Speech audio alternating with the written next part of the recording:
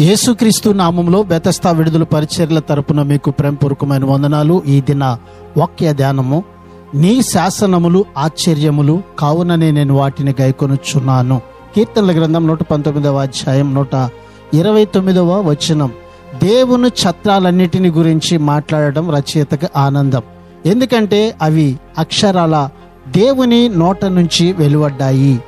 దేవుని వాక్కు నిండా దేవుని ఆశ్చర్యకరమైన సత్యాలు, వాగ్దానాలు, ఆదేశాలు, వెల్లడి అయిన రహస్యాలు ఉన్నాయి.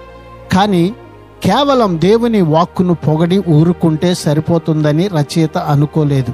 దానికి విధేయుడు కావాలని అతని కోరిక.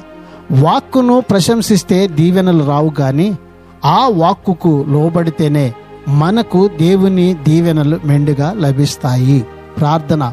పరిశుద్ధుడా, ప్రేమగల తండ్రి, జీవము కలిగిన మా యేసయ్య, నీ మహాకృపను బట్టి ప్రేమించి మరొక నూతన దినాన్ని మాకు ఇచ్చినందుకు నీకు వందనాలు, స్తోత్రాలు చెల్లిస్తూ మేము నీ వాక్కులకు విధేయులమై ఆ ప్రకారం జీవించచ్చు ముందుకు కొనసాగే ధన్యతను ఈ దినాన మా అందరికీ మీరు దయచేయమని యేసు పరిశుద్ధ నామంలో ప్రార్థించి అడిగి వేడుకొనుచున్నాము తండ్రి. ఆమెన్.